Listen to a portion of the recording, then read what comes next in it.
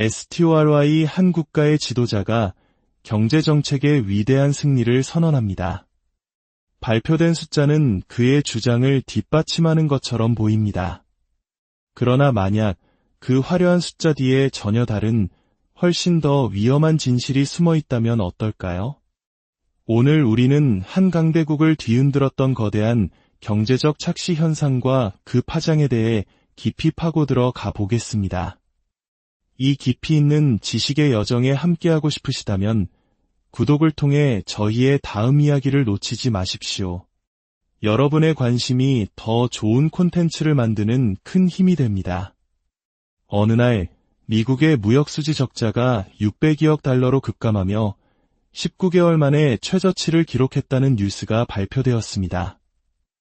당시 미국 행정부는 이를 자신의 강력한 관세 정책이 이뤄낸 쾌거라며 대대적으로 홍보했습니다. 보아라. 나의 관세만이 미국의 고질적인 무역 적자 문제를 해결할 수 있는 유일한 길이다. 이 주장은 표면적으로 매우 설득력 있게 들렸습니다. 하지만 경제학자들의 눈에는 이 현상이 엄청난 후폭풍을 예고하는 불길한 경고 등으로 보였습니다. 과연 무역 적자 감소는 건강한 경제의 신호였을까요? 안타깝게도 진실은 정반대였습니다. 이 모든 혼란의 시작은 관세 폭탄에 대한 예고였습니다. 당시 미국 대통령이 고율의 관세를 부과할 것이라는 소문이 퍼지자 미국 기업들은 물론 한국, 일본 등 해외 기업들까지 패닉에 빠졌습니다. 관세가 부과되기 전에 어떻게든 최대한 많은 물건을 미국으로 미리 들여와 창고에 쌓아두려는 사재기 현상이 벌어진 것입니다. 이로 인해 미국의 수입량은 비정상적으로 폭증했습니다. 2024년 1월에는 월 1천억 달러, 심지어 3월에는 미국 역사상 처음으로 1,405억 달러라는 천문학적인 무역 적자를 기록하기에 이릅니다. 그래프는 그야말로 수직으로 곤두박질 쳤습니다. 그러다 마침내 관세가 현실화되고 기업들의 창고는 이미 수입품으로 가득 차 있었습니다. 더 이상 물건을 수입할 필요가 없어진 것입니다. 그 결과 6월에는 수입이 급감하면서 무역 적자가 마치 극적으로 개선된 것처럼 보이는 V자 반등 착시가 일어났습니다. 문제는 이 거대한 착시 현상이 단지 무역 수지에만 머무르지 않았다는 점입니다. 이는 미국 경제의 가장 중요한 지표인 GDP 성장률마저 심각하게 왜곡시키는 결과를 낳았습니다. GDP를 계산할 때 순수출, 즉 수출에서 수입을 뺀 값은 매우 중요한 요소입니다. 관세 부과 직전, 사재기로 인해 수입이 폭증했던 1분기에는 순수출이 급감하면서 미국 경제가 실제보다 훨씬 나쁜 마이너스 0.5% 성장을 기록했습니다. 사실 당시 미국 경제의 내실은 나쁘지 않았지만 통계상으로는 침체에 빠진 것처럼 보였던 것입니다. 반대로 2분기에는 어떤 일이 벌어졌을까요? 기업들이 창고에 쌓아둔 재고를 소진하느라 수입을 거의 하지 않자 순수출은 급증했고 그 결과 2분기 성장률은 무려 플러스 3%로 뻥튀기 되었습니다. 당시 행정부는 이 결과를 보고 이렇게 착각했을 겁니다. 내가 관세를 부과하자마자 경제가 마이너스에서 슈퍼 호황으로 돌아섰다. 관세는 정말 효과적인 정책이다. 하지만 이것은 자신이 만든 왜곡된 지표에 스스로 속아 넘어간 비극적인 오판이었습니다. 중앙은행인 연준 또한 이 왜곡된 데이터에 혼란을 겪었습니다. 이 분기 경제가 이렇게나 좋은데 어떻게 금리를 낮출 수 있겠냐며 적절한 정책 대응 시기를 놓치게 됩니다. 겉으로 보이는 숫자 뒤에 숨겨진 진실을 파악하지 못하면 한순간에 위기를 맞을 수 있다는 교훈을 우리는 역사를 통해 잘 알고 있습니다. 그렇다면 역사는 관세에 대해 무엇을 말해줄까요? 만약 관세가 강대국의 무조건적인 이익을 가져다주는 마법의 정책이라면 역사상 가장 강력했던 제국들은 전성기에 더 높은 관세를 부과했어야 마땅합니다. 하지만 역사는 정반대의 사실을 보여줍니다. 로마 제국이 지중해를 호령하던 최전성기, 대영 제국이 해가 지지 않는 나라로 군림하던 시절, 그리고 냉전 이후 미국이 유일 패권 국가로 막강한 힘을 발휘했을 때 이들은 모두 오히려 관세율을 낮추고 자유무역의 깃발을 높이 들었습니다. 영국의 애덤 스미스가 보이지 않는 손을 이야기하며 자유무역을 외쳤던 것도 바로 이 시기입니다. 왜 그랬을까요? 그들은 무역이 수출국뿐만 아니라 수입국에도 엄청난 이익을 준다는 사실을, 즉 무역은 제로섬 게임이 아닌 위닝 게임이라는 것을 본능적으로 알고 있었기 때문입니다. 자유로운 교역을 통해 전체 파이를 키우는 것이 제국의 부와 힘을 유지하는 가장 현명한 방법이었던 것입니다. 반대로 이 제국들이 몰락의 길을 걸을 때, 즉 국가 부채가 늘고 재정이 악화될 때 어김없이 높은 관세 장벽이 등장했습니다. 이는 마치 남의 나라 주머니를 털어 내 곳간을 채우겠다는 근시안적인 생각이었고, 결국 주변국의 반발을 사제국의 쇠락을 더욱 가속화하는 자충수가 되었습니다. 물론 경제학에서 관세가 정당화되는 경우가 딱 하나 있습니다. 바로 유치산업 보호론입니다. 19세기 초 신생 농업 국가였던 미국이 당시 세계 최강의 공업 국가였던 영국과 자유무역을 한다면 어떻게 될까요? 미국은 영원히 농산물만 수출하는 가난한 나라로 남고 영국은 공산품을 팔아 계속 부유해질 것입니다. 이를 막기 위해 미국의 초대 재무장관 알렉산더 해밀턴은 아직 걸음마 단계인 우리의 유치한 산업을 보호하기 위해 영국의 공산품에 높은 관세를 매겨야 한다고 주장했습니다. 이 전략은 대성공을 거두었고 미국이 세계 최대의 공업국가로 성장하는 발판이 되었습니다. 1970에서 80년대 우리나라가 철강, 자동차, 반도체와 같은 산업을 보호하여 세계적인 경쟁력을 갖추게 된 것도 이와 같은 맥락입니다. 하지만 당시 미국이 펼친 관세 정책은 이와 정반대였습니다. 인공지능, 바이오 같은 4차 산업혁명의 신산업을 키우기 위한 것이 아니라 이미 경쟁력을 잃은 과거의 제조업을 되살리기 위해 보호무역을 사용한 것입니다.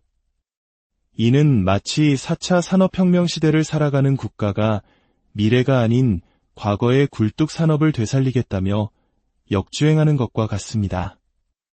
1인당 GDP가 8만 달러가 넘는 국가에서 저임금 제조업을 다시 일으키는 것은 현실적으로 불가능에 가까운 일이었습니다.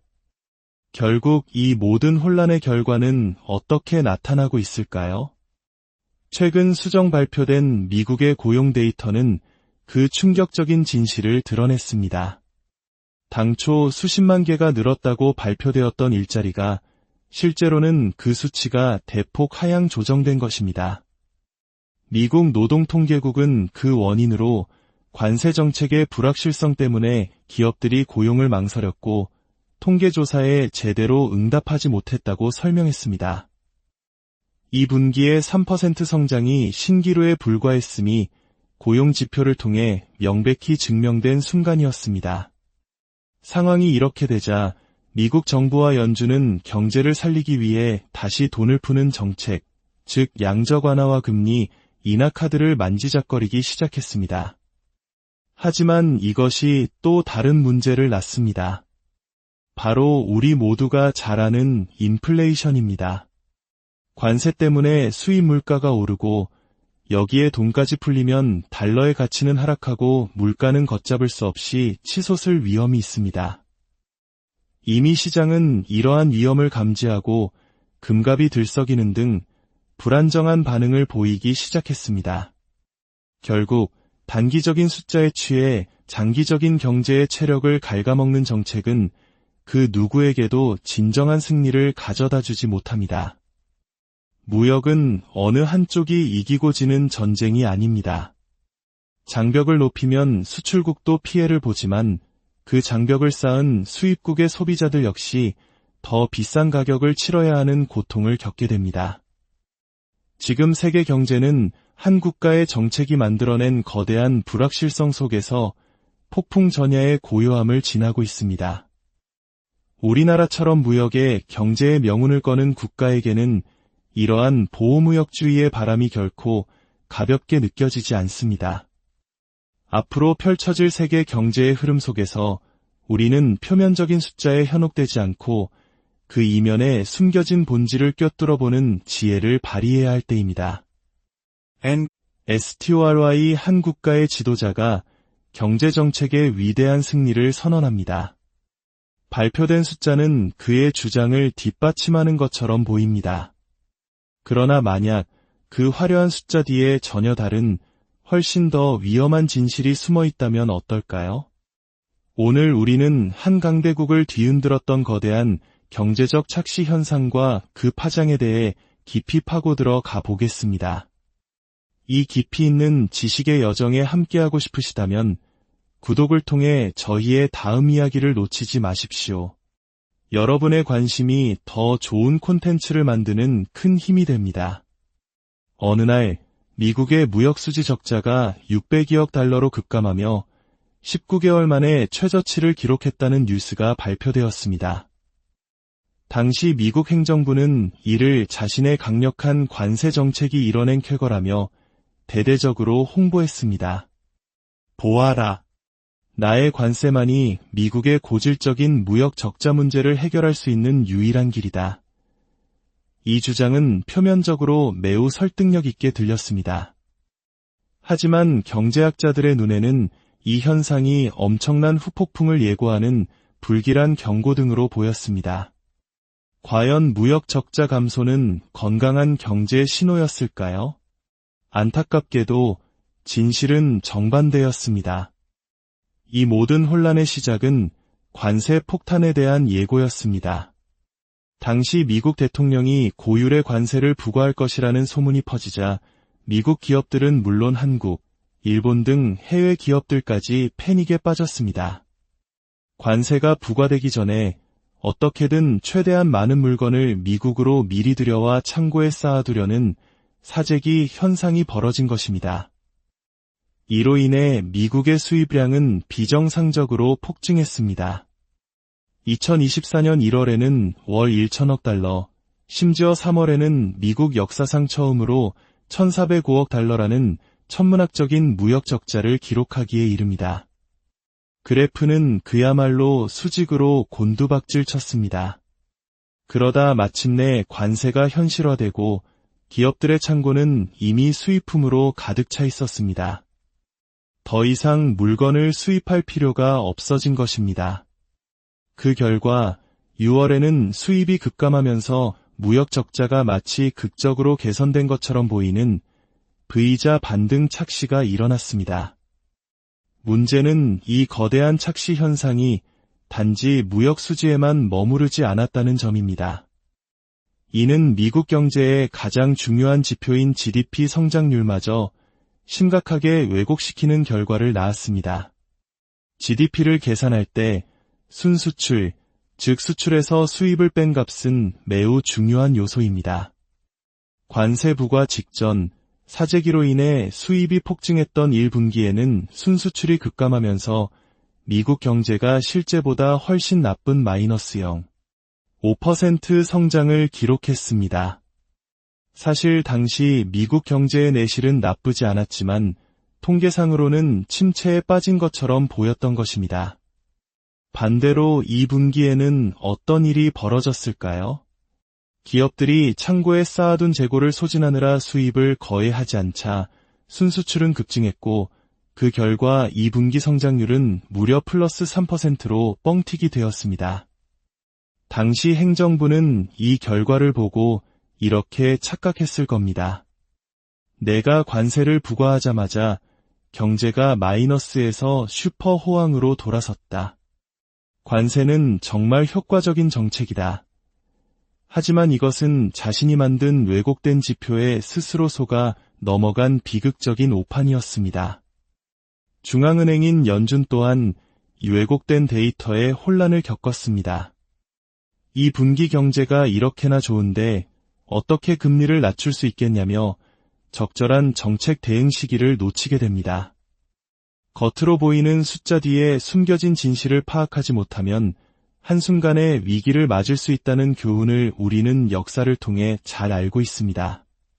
그렇다면 역사는 관세에 대해 무엇을 말해줄까요?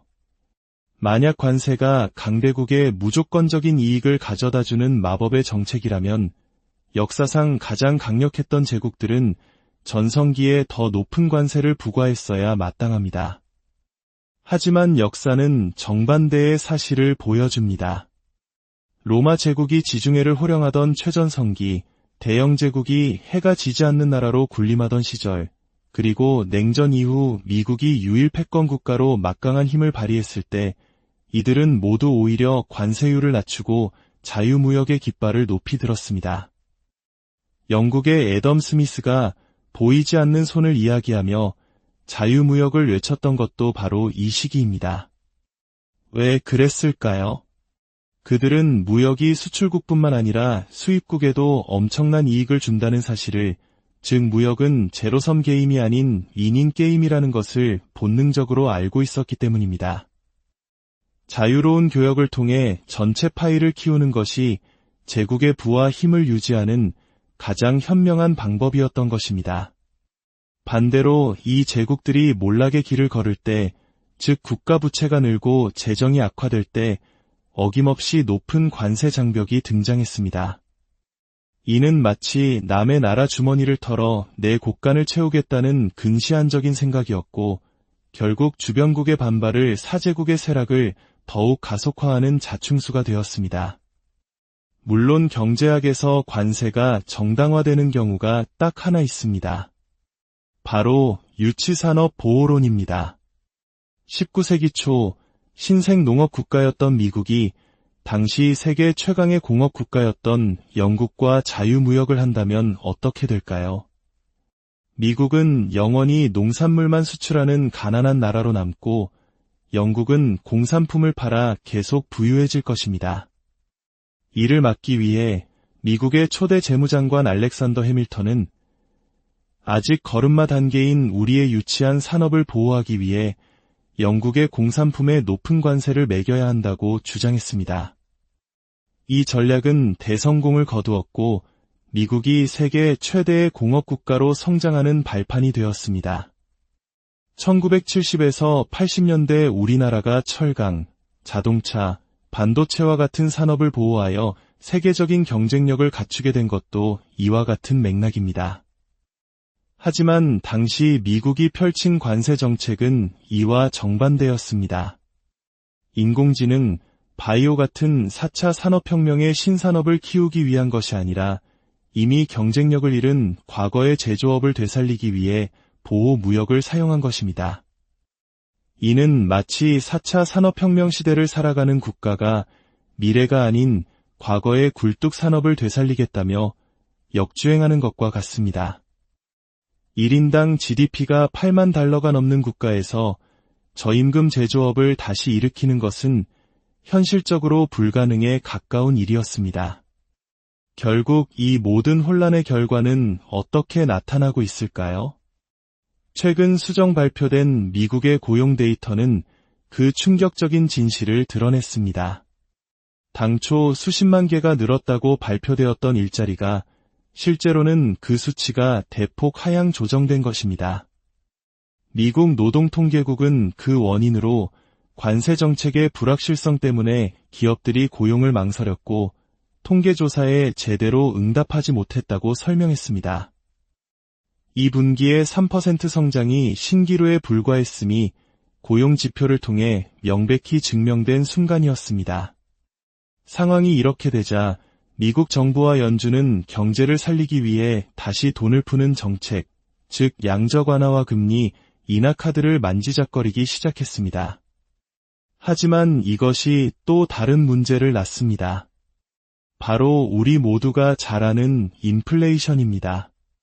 관세 때문에 수입 물가가 오르고 여기에 돈까지 풀리면 달러의 가치는 하락하고 물가는 걷잡을 수 없이 치솟을 위험이 있습니다. 이미 시장은 이러한 위험을 감지하고 금값이 들썩이는 등 불안정한 반응을 보이기 시작했습니다. 결국 단기적인 숫자에 취해 장기적인 경제의 체력을 갉아먹는 정책은 그 누구에게도 진정한 승리를 가져다주지 못합니다. 무역은 어느 한쪽이 이기고 지는 전쟁이 아닙니다. 장벽을 높이면 수출국도 피해를 보지만 그 장벽을 쌓은 수입국의 소비자들 역시 더 비싼 가격을 치러야 하는 고통을 겪게 됩니다. 지금 세계 경제는 한 국가의 정책이 만들어낸 거대한 불확실성 속에서 폭풍 전야의 고요함을 지나고 있습니다. 우리나라처럼 무역에 경제의 명운을 거는 국가에게는 이러한 보호무역주의의 바람이 결코 가볍게 느껴지지 않습니다. 앞으로 펼쳐질 세계 경제의 흐름 속에서 우리는 표면적인 숫자에 현혹되지 않고 그 이면에 숨겨진 본질을 꿰뚫어보는 지혜를 발휘해야 할 때입니다. STORY 한 국가의 지도자가 경제정책의 위대한 승리를 선언합니다. 발표된 숫자는 그의 주장을 뒷받침하는 것처럼 보입니다. 그러나 만약 그 화려한 숫자 뒤에 전혀 다른 훨씬 더 위험한 진실이 숨어 있다면 어떨까요? 오늘 우리는 한 강대국을 뒤흔들었던 거대한 경제적 착시 현상과 그 파장에 대해 깊이 파고들어 가보겠습니다. 이 깊이 있는 지식의 여정에 함께하고 싶으시다면 구독을 통해 저희의 다음 이야기를 놓치지 마십시오. 여러분의 관심이 더 좋은 콘텐츠를 만드는 큰 힘이 됩니다. 어느 날 미국의 무역수지 적자가 600여억 달러로 급감하며 19개월 만에 최저치를 기록했다는 뉴스가 발표되었습니다. 당시 미국 행정부는 이를 자신의 강력한 관세 정책이 이뤄낸 쾌거라며 대대적으로 홍보했습니다. 보아라. 나의 관세만이 미국의 고질적인 무역 적자 문제를 해결할 수 있는 유일한 길이다. 이 주장은 표면적으로 매우 설득력 있게 들렸습니다. 하지만 경제학자들의 눈에는 이 현상이 엄청난 후폭풍을 예고하는 불길한 경고등으로 보였습니다. 과연 무역 적자 감소는 건강한 경제의 신호였을까요? 안타깝게도 진실은 정반대였습니다. 이 모든 혼란의 시작은 관세 폭탄에 대한 예고였습니다. 당시 미국 대통령이 고율의 관세를 부과할 것이라는 소문이 퍼지자 미국 기업들은 물론 한국, 일본 등 해외 기업들까지 패닉에 빠졌습니다. 관세가 부과되기 전에 어떻게든 최대한 많은 물건을 미국으로 미리 들여와 창고에 쌓아두려는 사재기 현상이 벌어진 것입니다. 이로 인해 미국의 수입량은 비정상적으로 폭증했습니다. 2024년 1월에는 월 1천억 달러, 심지어 3월에는 미국 역사상 처음으로 1,405억 달러라는 천문학적인 무역 적자를 기록하기에 이릅니다. 그래프는 그야말로 수직으로 곤두박질 쳤습니다. 그러다 마침내 관세가 현실화되고 기업들의 창고는 이미 수입품으로 가득 차 있었습니다. 더 이상 물건을 수입할 필요가 없어진 것입니다. 그 결과 6월에는 수입이 급감하면서 무역 적자가 마치 극적으로 개선된 것처럼 보이는 V자 반등 착시가 일어났습니다. 문제는 이 거대한 착시 현상이 단지 무역 수지에만 머무르지 않았다는 점입니다. 이는 미국 경제의 가장 중요한 지표인 GDP 성장률마저 심각하게 왜곡시키는 결과를 낳았습니다.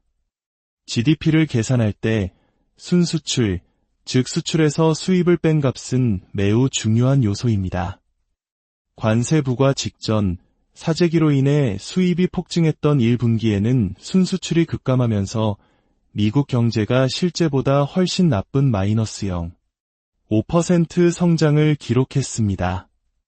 사실 당시 미국 경제의 내실은 나쁘지 않았지만 통계상으로는 침체에 빠진 것처럼 보였던 것입니다. 반대로 2분기에는 어떤 일이 벌어졌을까요? 기업들이 창고에 쌓아둔 재고를 소진하느라 수입을 거의 하지 않자 순수출은 급증했고 그 결과 2분기 성장률은 무려 플러스 3%로 뻥튀기 되었습니다. 당시 행정부는 이 결과를 보고 이렇게 착각했을 겁니다. 내가 관세를 부과하자마자 경제가 마이너스에서 슈퍼 호황으로 돌아섰다. 관세는 정말 효과적인 정책이다. 하지만 이것은 자신이 만든 왜곡된 지표에 스스로 속아 넘어간 비극적인 오판이었습니다. 중앙은행인 연준 또한 이 왜곡된 데이터에 혼란을 겪었습니다. 이 분기 경제가 이렇게나 좋은데 어떻게 금리를 낮출 수 있겠냐며 적절한 정책 대응 시기를 놓치게 됩니다. 겉으로 보이는 숫자 뒤에 숨겨진 진실을 파악하지 못하면 한순간에 위기를 맞을 수 있다는 교훈을 우리는 역사를 통해 잘 알고 있습니다. 그렇다면 역사는 관세에 대해 무엇을 말해줄까요? 만약 관세가 강대국에 무조건적인 이익을 가져다주는 마법의 정책이라면 역사상 가장 강력했던 제국들은 전성기에 더 높은 관세를 부과했어야 마땅합니다. 하지만 역사는 정반대의 사실을 보여줍니다. 로마 제국이 지중해를 호령하던 최전성기, 대영 제국이 해가 지지 않는 나라로 군림하던 시절, 그리고 냉전 이후 미국이 유일 패권 국가로 막강한 힘을 발휘했을 때 이들은 모두 오히려 관세율을 낮추고 자유무역의 깃발을 높이 들었습니다. 영국의 애덤 스미스가 보이지 않는 손을 이야기하며 자유무역을 외쳤던 것도 바로 이 시기입니다. 왜 그랬을까요? 그들은 무역이 수출국뿐만 아니라 수입국에도 엄청난 이익을 준다는 사실을, 즉 무역은 제로섬 게임이 아닌 위닝 게임이라는 것을 본능적으로 알고 있었기 때문입니다. 자유로운 교역을 통해 전체 파이를 키우는 것이 제국의 부와 힘을 유지하는 가장 현명한 방법이었던 것입니다. 반대로 이 제국들이 몰락의 길을 걸을 때, 즉 국가 부채가 늘고 재정이 악화될 때 어김없이 높은 관세 장벽이 등장했습니다. 이는 마치 남의 나라 주머니를 털어 내 곳간을 채우겠다는 근시안적인 생각이었고, 결국 주변국의 반발을 사제국의 쇠락을 더욱 가속화하는 자충수가 되었습니다. 물론 경제학에서 관세가 정당화되는 경우가 딱 하나 있습니다. 바로 유치산업 보호론입니다. 19세기 초 신생 농업 국가였던 미국이 당시 세계 최강의 공업 국가였던 영국과 자유무역을 한다면 어떻게 될까요? 미국은 영원히 농산물만 수출하는 가난한 나라로 남고 영국은 공산품을 팔아 계속 부유해질 것입니다. 이를 막기 위해 미국의 초대 재무장관 알렉산더 해밀턴은 아직 걸음마 단계인 우리의 유치한 산업을 보호하기 위해 영국의 공산품에 높은 관세를 매겨야 한다고 주장했습니다. 이 전략은 대성공을 거두었고 미국이 세계 최대의 공업국가로 성장하는 발판이 되었습니다. 1970에서 80년대 우리나라가 철강, 자동차, 반도체와 같은 산업을 보호하여 세계적인 경쟁력을 갖추게 된 것도 이와 같은 맥락입니다. 하지만 당시 미국이 펼친 관세 정책은 이와 정반대였습니다. 인공지능, 바이오 같은 4차 산업혁명의 신산업을 키우기 위한 것이 아니라 이미 경쟁력을 잃은 과거의 제조업을 되살리기 위해 보호무역을 사용한 것입니다. 이는 마치 4차 산업혁명 시대를 살아가는 국가가 미래가 아닌 과거의 굴뚝산업을 되살리겠다며 역주행하는 것과 같습니다. 1인당 GDP가 8만 달러가 넘는 국가에서 저임금 제조업을 다시 일으키는 것은 현실적으로 불가능에 가까운 일이었습니다. 결국 이 모든 혼란의 결과는 어떻게 나타나고 있을까요? 최근 수정 발표된 미국의 고용 데이터는 그 충격적인 진실을 드러냈습니다. 당초 수십만 개가 늘었다고 발표되었던 일자리가 실제로는 그 수치가 대폭 하향 조정된 것입니다. 미국 노동통계국은 그 원인으로 관세 정책의 불확실성 때문에 기업들이 고용을 망설였고 통계조사에 제대로 응답하지 못했다고 설명했습니다. 이 분기의 3% 성장이 신기루에 불과했음이 고용 지표를 통해 명백히 증명된 순간이었습니다. 상황이 이렇게 되자 미국 정부와 연준은 경제를 살리기 위해 다시 돈을 푸는 정책, 즉 양적 완화와 금리 인하 카드를 만지작거리기 시작했습니다. 하지만 이것이 또 다른 문제를 낳습니다. 바로 우리 모두가 잘 아는 인플레이션입니다. 관세 때문에 수입 물가가 오르고 여기에 돈까지 풀리면 달러의 가치는 하락하고 물가는 걷잡을 수 없이 치솟을 위험이 있습니다. 이미 시장은 이러한 위험을 감지하고 금값이 들썩이는 등 불안정한 반응을 보이기 시작했습니다. 결국 단기적인 숫자에 취해 장기적인 경제의 체력을 갉아먹는 정책은 그 누구에게도 진정한 승리를 가져다 주지 못합니다. 무역은 어느 한쪽이 이기고 지는 전쟁이 아닙니다. 장벽을 높이면 수출국도 피해를 보지만 그 장벽을 쌓은 수입국의 소비자들 역시 더 비싼 가격을 치러야 하는 고통을 겪게 됩니다. 지금 세계 경제는 한 국가의 정책이 만들어낸 거대한 불확실성 속에서 폭풍 전야의 고요함을 지나고 있습니다. 우리나라처럼 무역에 경제의 명운을 거는 국가에게는 이러한 보호무역주의의 바람이 결코 가볍게 느껴지지 않습니다. 앞으로 펼쳐질 세계 경제의 흐름 속에서 우리는 표면적인 숫자에 현혹되지 않고 그 이면에 숨겨진 본질을 꿰뚫어보는 지혜를 발휘해야 할 때입니다. STORY 한 국가의 지도자가 경제정책의 위대한 승리를 선언합니다. 발표된 숫자는 그의 주장을 뒷받침하는 것처럼 보입니다.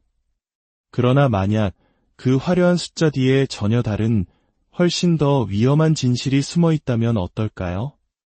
오늘 우리는 한 강대국을 뒤흔들었던 거대한 경제적 착시 현상과 그 파장에 대해 깊이 파고들어 가보겠습니다.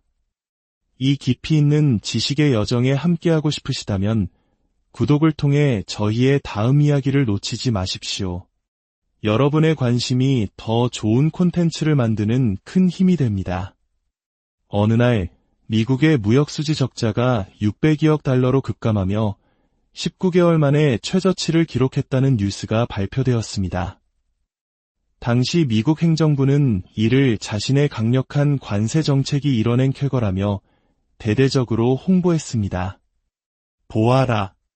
나의 관세만이 미국의 고질적인 무역 적자 문제를 해결할 수 있는 유일한 길이다. 이 주장은 표면적으로 매우 설득력 있게 들렸습니다.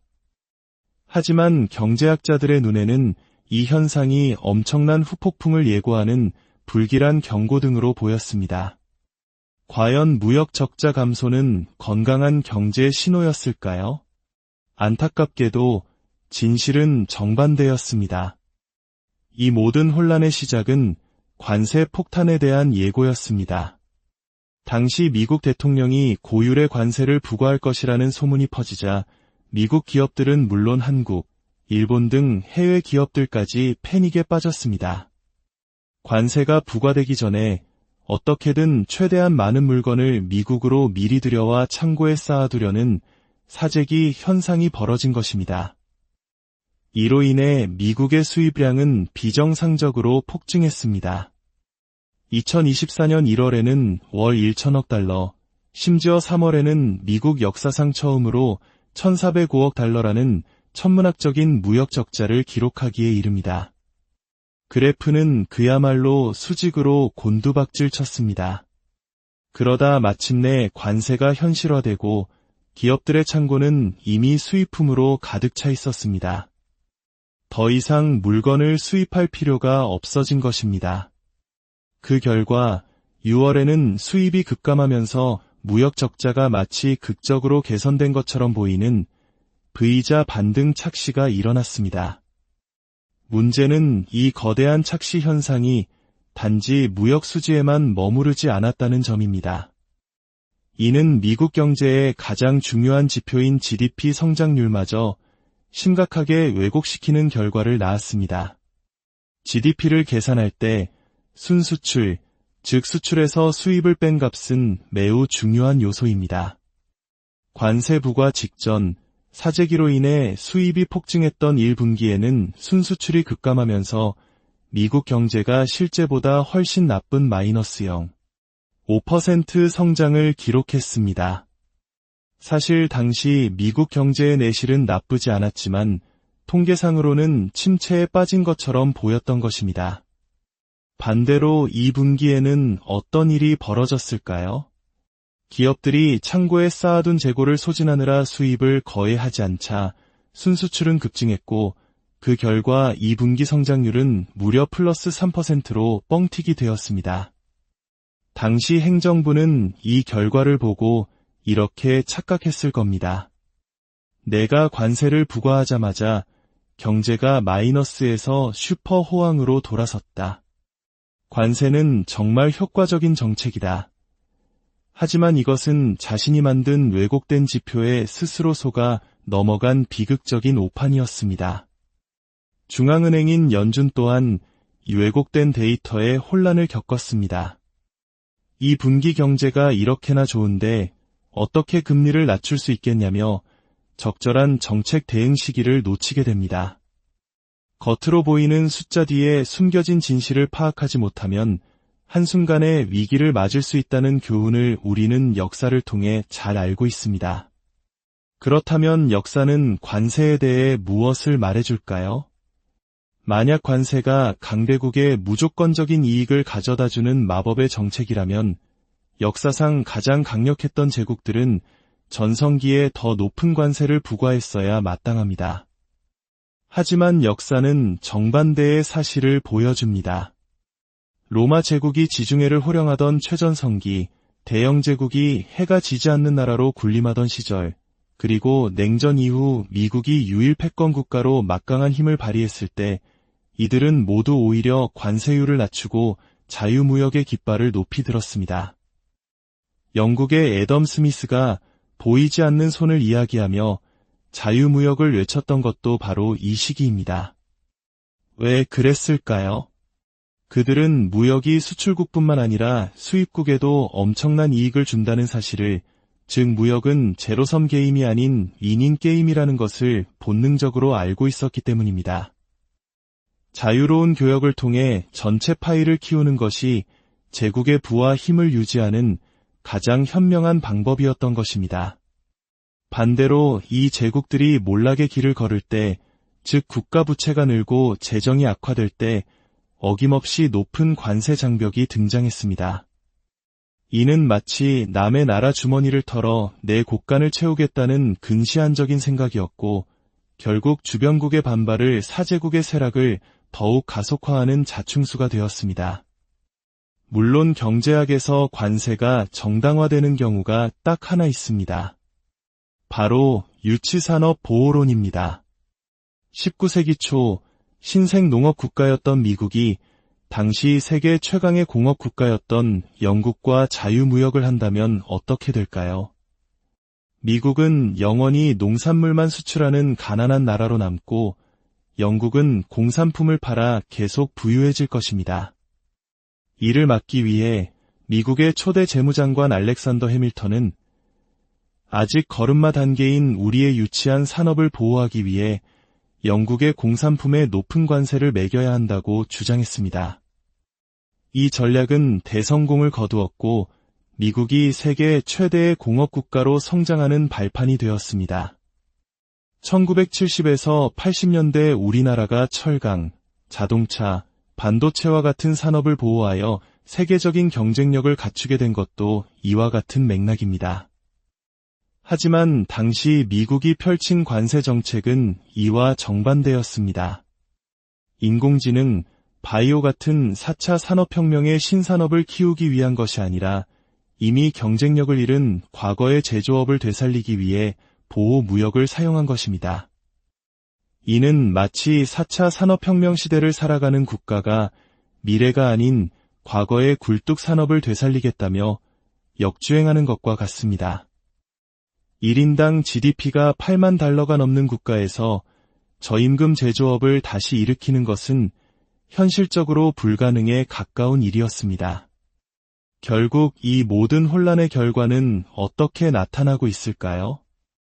최근 수정 발표된 미국의 고용 데이터는 그 충격적인 진실을 드러냈습니다.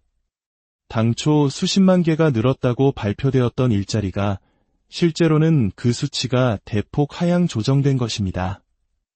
미국 노동통계국은 그 원인으로 관세 정책의 불확실성 때문에 기업들이 고용을 망설였고 통계조사에 제대로 응답하지 못했다고 설명했습니다.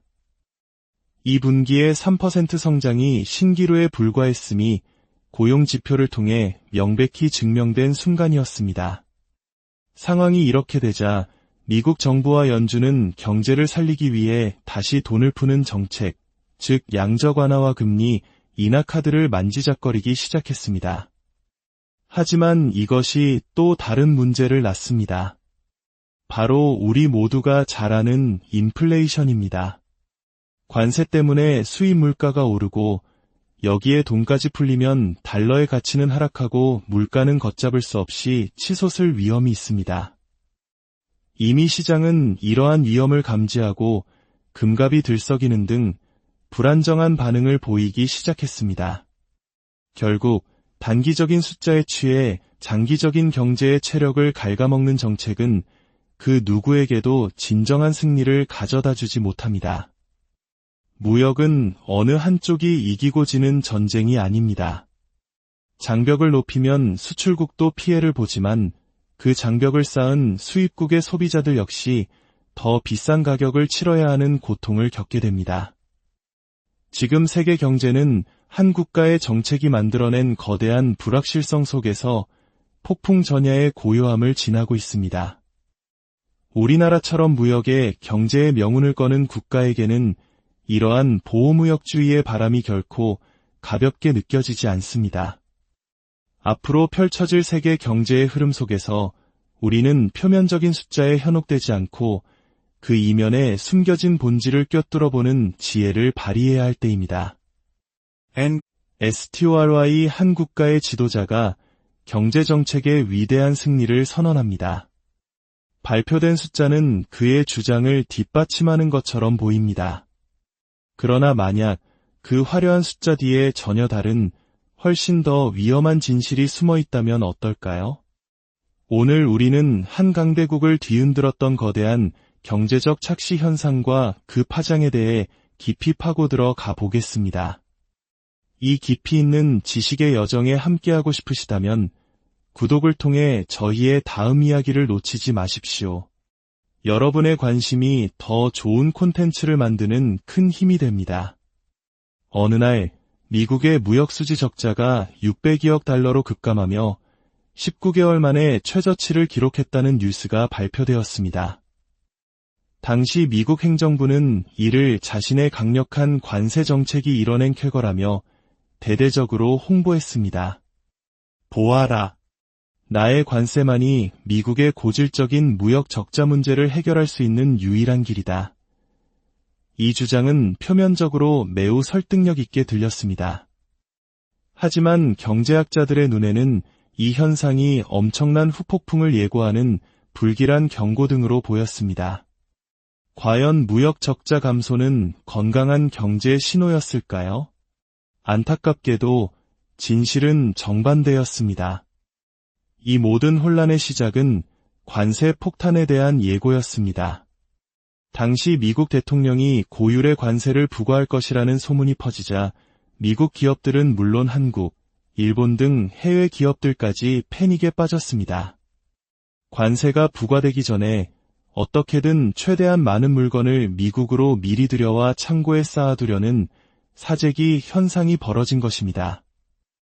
이로 인해 미국의 수입량은 비정상적으로 폭증했습니다. 2024년 1월에는 월 1천억 달러, 심지어 3월에는 미국 역사상 처음으로 1,405억 달러라는 천문학적인 무역 적자를 기록하기에 이릅니다. 그래프는 그야말로 수직으로 곤두박질 쳤습니다. 그러다 마침내 관세가 현실화되고 기업들의 창고는 이미 수입품으로 가득 차 있었습니다. 더 이상 물건을 수입할 필요가 없어진 것입니다.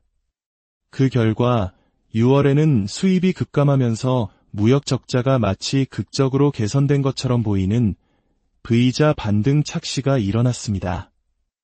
문제는 이 거대한 착시 현상이 단지 무역 수지에만 머무르지 않았다는 점입니다. 이는 미국 경제의 가장 중요한 지표인 GDP 성장률마저 심각하게 왜곡시키는 결과를 낳았습니다. GDP를 계산할 때 순수출, 즉 수출에서 수입을 뺀 값은 매우 중요한 요소입니다. 관세 부과 직전, 사재기로 인해 수입이 폭증했던 1분기에는 순수출이 급감하면서 미국 경제가 실제보다 훨씬 나쁜 마이너스 0.5% 성장을 기록했습니다. 사실 당시 미국 경제의 내실은 나쁘지 않았지만 통계상으로는 침체에 빠진 것처럼 보였던 것입니다. 반대로 2분기에는 어떤 일이 벌어졌을까요? 기업들이 창고에 쌓아둔 재고를 소진하느라 수입을 거의 하지 않자 순수출은 급증했고 그 결과 2분기 성장률은 무려 플러스 3%로 뻥튀기 되었습니다. 당시 행정부는 이 결과를 보고 이렇게 착각했을 겁니다. 내가 관세를 부과하자마자 경제가 마이너스에서 슈퍼 호황으로 돌아섰다. 관세는 정말 효과적인 정책이다. 하지만 이것은 자신이 만든 왜곡된 지표에 스스로 속아 넘어간 비극적인 오판이었습니다. 중앙은행인 연준 또한 이 왜곡된 데이터에 혼란을 겪었습니다. 이 분기 경제가 이렇게나 좋은데 어떻게 금리를 낮출 수 있겠냐며 적절한 정책 대응 시기를 놓치게 됩니다. 겉으로 보이는 숫자 뒤에 숨겨진 진실을 파악하지 못하면 한순간에 위기를 맞을 수 있다는 교훈을 우리는 역사를 통해 잘 알고 있습니다. 그렇다면 역사는 관세에 대해 무엇을 말해줄까요?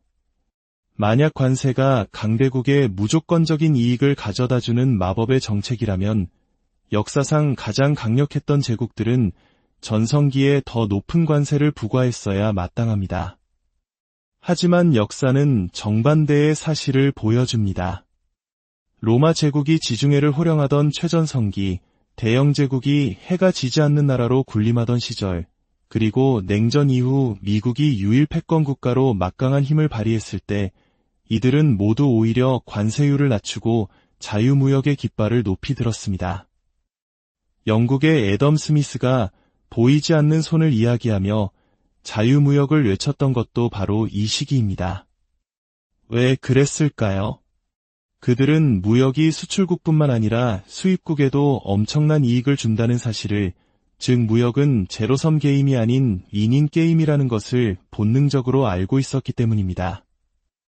자유로운 교역을 통해 전체 파이를 키우는 것이 제국의 부와 힘을 유지하는 가장 현명한 방법이었던 것입니다.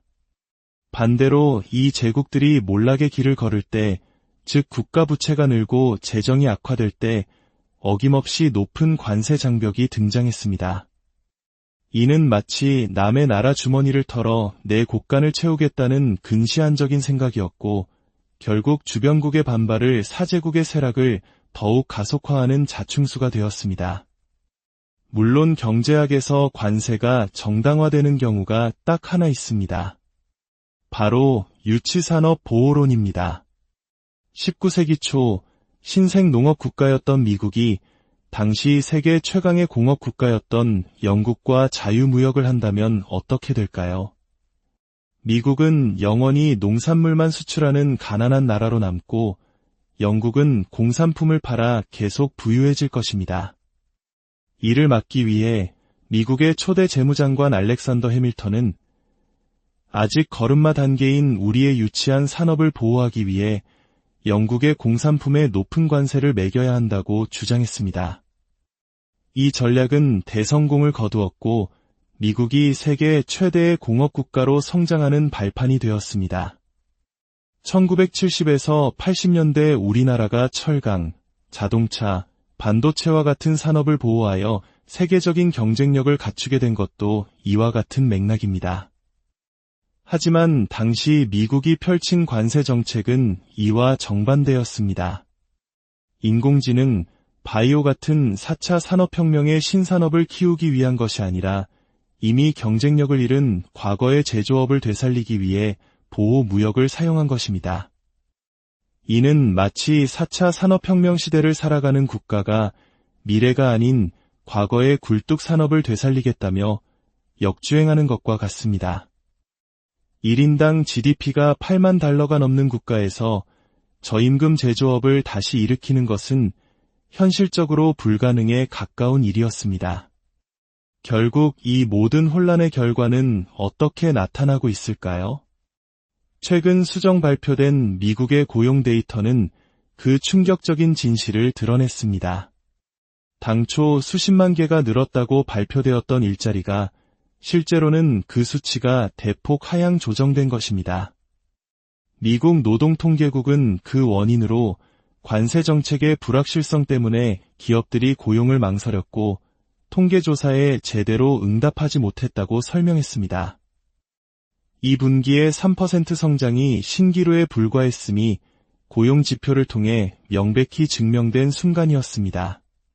상황이 이렇게 되자 미국 정부와 연준은 경제를 살리기 위해 다시 돈을 푸는 정책, 즉 양적 완화와 금리, 인하 카드를 만지작거리기 시작했습니다. 하지만 이것이 또 다른 문제를 낳습니다. 바로 우리 모두가 잘 아는 인플레이션입니다. 관세 때문에 수입 물가가 오르고 여기에 돈까지 풀리면 달러의 가치는 하락하고 물가는 걷잡을 수 없이 치솟을 위험이 있습니다. 이미 시장은 이러한 위험을 감지하고 금값이 들썩이는 등 불안정한 반응을 보이기 시작했습니다. 결국 단기적인 숫자에 취해 장기적인 경제의 체력을 갉아먹는 정책은 그 누구에게도 진정한 승리를 가져다 주지 못합니다. 무역은 어느 한쪽이 이기고 지는 전쟁이 아닙니다. 장벽을 높이면 수출국도 피해를 보지만 그 장벽을 쌓은 수입국의 소비자들 역시 더 비싼 가격을 치러야 하는 고통을 겪게 됩니다. 지금 세계 경제는 한 국가의 정책이 만들어낸 거대한 불확실성 속에서 폭풍 전야의 고요함을 지나고 있습니다. 우리나라처럼 무역에 경제의 명운을 거는 국가에게는 이러한 보호무역주의의 바람이 결코 가볍게 느껴지지 않습니다. 앞으로 펼쳐질 세계 경제의 흐름 속에서 우리는 표면적인 숫자에 현혹되지 않고 그 이면에 숨겨진 본질을 꿰뚫어보는 지혜를 발휘해야 할 때입니다. STORY 한 국가의 지도자가 경제정책의 위대한 승리를 선언합니다. 발표된 숫자는 그의 주장을 뒷받침하는 것처럼 보입니다. 그러나 만약 그 화려한 숫자 뒤에 전혀 다른 훨씬 더 위험한 진실이 숨어 있다면 어떨까요? 오늘 우리는 한 강대국을 뒤흔들었던 거대한 경제적 착시 현상과 그 파장에 대해 깊이 파고들어 가보겠습니다. 이 깊이 있는 지식의 여정에 함께하고 싶으시다면 구독을 통해 저희의 다음 이야기를 놓치지 마십시오. 여러분의 관심이 더 좋은 콘텐츠를 만드는 큰 힘이 됩니다. 어느 날 미국의 무역수지 적자가 600억 달러로 급감하며 19개월 만에 최저치를 기록했다는 뉴스가 발표되었습니다. 당시 미국 행정부는 이를 자신의 강력한 관세 정책이 이뤄낸 쾌거라며 대대적으로 홍보했습니다. 보아라. 나의 관세만이 미국의 고질적인 무역 적자 문제를 해결할 수 있는 유일한 길이다. 이 주장은 표면적으로 매우 설득력 있게 들렸습니다. 하지만 경제학자들의 눈에는 이 현상이 엄청난 후폭풍을 예고하는 불길한 경고등으로 보였습니다. 과연 무역 적자 감소는 건강한 경제의 신호였을까요? 안타깝게도 진실은 정반대였습니다. 이 모든 혼란의 시작은 관세 폭탄에 대한 예고였습니다. 당시 미국 대통령이 고율의 관세를 부과할 것이라는 소문이 퍼지자 미국 기업들은 물론 한국, 일본 등 해외 기업들까지 패닉에 빠졌습니다. 관세가 부과되기 전에 어떻게든 최대한 많은 물건을 미국으로 미리 들여와 창고에 쌓아두려는 사재기 현상이 벌어진 것입니다. 이로 인해 미국의 수입량은 비정상적으로 폭증했습니다. 2024년 1월에는 월 1천억 달러, 심지어 3월에는 미국 역사상 처음으로 1,405억 달러라는 천문학적인 무역 적자를 기록하기에 이릅니다. 그래프는 그야말로 수직으로 곤두박질 쳤습니다. 그러다 마침내 관세가 현실화되고 기업들의 창고는 이미 수입품으로 가득 차 있었습니다. 더 이상 물건을 수입할 필요가 없어진 것입니다. 그 결과 6월에는 수입이 급감하면서 무역 적자가 마치 극적으로 개선된 것처럼 보이는 V자 반등 착시가 일어났습니다. 문제는 이 거대한 착시 현상이 단지 무역 수지에만 머무르지 않았다는 점입니다. 이는 미국 경제의 가장 중요한 지표인 GDP 성장률마저 심각하게 왜곡시키는 결과를 낳았습니다. GDP를 계산할 때 순수출, 즉 수출에서 수입을 뺀 값은 매우 중요한 요소입니다. 관세 부과 직전, 사재기로 인해 수입이 폭증했던 1분기에는 순수출이 급감하면서 미국 경제가 실제보다 훨씬 나쁜 마이너스 0.5% 성장을 기록했습니다. 사실 당시 미국 경제의 내실은 나쁘지 않았지만 통계상으로는 침체에 빠진 것처럼 보였던 것입니다. 반대로 2분기에는 어떤 일이 벌어졌을까요? 기업들이 창고에 쌓아둔 재고를 소진하느라 수입을 거의 하지 않자 순수출은 급증했고 그 결과 2분기 성장률은 무려 플러스 3%로 뻥튀기 되었습니다. 당시 행정부는 이 결과를 보고 이렇게 착각했을 겁니다. 내가 관세를 부과하자마자 경제가 마이너스에서 슈퍼 호황으로 돌아섰다. 관세는 정말 효과적인 정책이다. 하지만 이것은 자신이 만든 왜곡된 지표에 스스로 속아 넘어간 비극적인 오판이었습니다. 중앙은행인 연준 또한 이 왜곡된 데이터에 혼란을 겪었습니다. 이 분기 경제가 이렇게나 좋은데 어떻게 금리를 낮출 수 있겠냐며 적절한 정책 대응 시기를 놓치게 됩니다. 겉으로 보이는 숫자 뒤에 숨겨진 진실을 파악하지 못하면 한순간에 위기를 맞을 수 있다는 교훈을 우리는 역사를 통해 잘 알고 있습니다. 그렇다면 역사는 관세에 대해 무엇을 말해줄까요? 만약 관세가 강대국에 무조건적인 이익을 가져다주는 마법의 정책이라면 역사상 가장 강력했던 제국들은 전성기에 더 높은 관세를 부과했어야 마땅합니다. 하지만 역사는 정반대의 사실을 보여줍니다. 로마 제국이 지중해를 호령하던 최전성기, 대영 제국이 해가 지지 않는 나라로 군림하던 시절, 그리고 냉전 이후 미국이 유일 패권 국가로 막강한 힘을 발휘했을 때 이들은 모두 오히려 관세율을 낮추고 자유무역의 깃발을 높이 들었습니다. 영국의 애덤 스미스가 보이지 않는 손을 이야기하며 자유무역을 외쳤던 것도 바로 이 시기입니다. 왜 그랬을까요? 그들은 무역이 수출국뿐만 아니라 수입국에도 엄청난 이익을 준다는 사실을, 즉 무역은 제로섬 게임이 아닌 위닝 게임이라는 것을 본능적으로 알고 있었기 때문입니다. 자유로운 교역을 통해 전체 파이를 키우는 것이 제국의 부와 힘을 유지하는 가장 현명한 방법이었던 것입니다. 반대로 이 제국들이 몰락의 길을 걸을 때, 즉 국가 부채가 늘고 재정이 악화될 때 어김없이 높은 관세 장벽이 등장했습니다. 이는 마치 남의 나라 주머니를 털어 내 곳간을 채우겠다는 근시안적인 생각이었고 결국 주변국의 반발을 사제국의 쇠락을 더욱 가속화하는 자충수가 되었습니다. 물론 경제학에서 관세가 정당화되는 경우가 딱 하나 있습니다. 바로 유치산업 보호론입니다. 19세기 초 신생 농업 국가였던 미국이 당시 세계 최강의 공업 국가였던 영국과 자유무역을 한다면 어떻게 될까요? 미국은 영원히 농산물만 수출하는 가난한 나라로 남고 영국은 공산품을 팔아 계속 부유해질 것입니다. 이를 막기 위해 미국의 초대 재무장관 알렉산더 해밀턴은 아직 걸음마 단계인 우리의 유치한 산업을 보호하기 위해 영국의 공산품에 높은 관세를 매겨야 한다고 주장했습니다. 이 전략은 대성공을 거두었고 미국이 세계 최대의 공업국가로 성장하는 발판이 되었습니다. 1970에서 80년대 우리나라가 철강, 자동차, 반도체와 같은 산업을 보호하여 세계적인 경쟁력을 갖추게 된 것도 이와 같은 맥락입니다.